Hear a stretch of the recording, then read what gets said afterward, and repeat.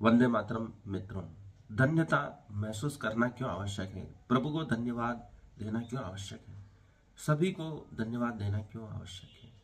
ईसा मसीह ने कहा था कि हर क्षण परमात्मा को धन्यवाद दो, और जो लाइन में सबसे पीछे खड़े होने को तैयार होगा उसी को प्रभु का साम्राज्य मिलेगा, स्वर्ग का साम्राज्य मिलेगा। धन्यवाद देने से हम परमात्मा के ओरा मंडल में शामिल हो जाते हैं। हम धन्यवाद देकर इस सृष्टि की उपलब्धियों के पात्र हो जाते हैं, उसकी कृपा के पात्र हो जाते हैं, क्योंकि धन्यवाद देना एक बहुत बड़ी शक्ति है। जब आप किसी को धन्यवाद देते हो तो आप उन कृपाओं को महसूस करते हो जो प्रकृति ने हमें दी है, परमात्मा ने हमें दी है। परमात्मा हर क्षण हमें बहुत कुछ दे रहा है।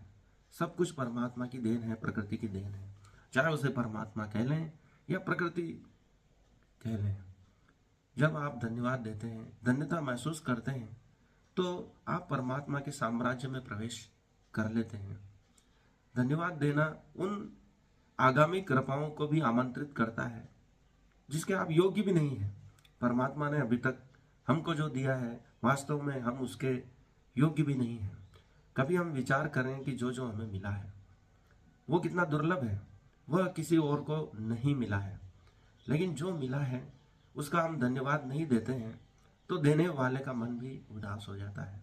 इसलिए एक एक क्षण के लिए, इस अनमोल जीवन के लिए आप परमात्मा को धन्यवाद दें या प्रकृति को धन्यवाद दें, तो उस धन्यता से और उपलब्धियां आपको प्राप्त होगी।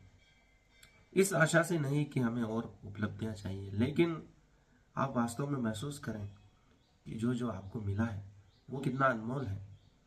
उसके लिए धन्यवाद देना कितना वाजिब है, कितना जरूरी है।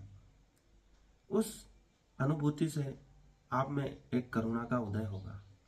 भगवान बुद्ध ने करुणा की प्राप्ति गहन ध्यान परिश्रम से की है, और इस संसार को अनमोल खजाना करुणा के रूप में दिया है। उस करुणा के माध्यम से ही हम इस प्रकृति की धन्यता को महसूस कर सकते हैं, क्योंकि ये जीवन इस प्रकृति का दिया हुआ है, या जिसे हम परमात्मा कह लें उसका दिया हुआ है। इस क्षण हम जीवित हैं तो ये एक बहुत बड़ी उपलब्धि है, ये परमात्मा का आशीर्वाद है। हर क्षण के लिए हमें परमात्मा को इसलिए धन्यवाद देना चाहिए क्योंकि इस खूबसूरत धरती पर हमें जीवन जीने का अवसर दिया, इन महान खोजों रचनाओं को देखने का अवसर मिला, इनके उपभोग का अवसर दिया। वह चाहता तो नहीं देता, लेकिन उसने हमें इस कृपा के योग्य समझा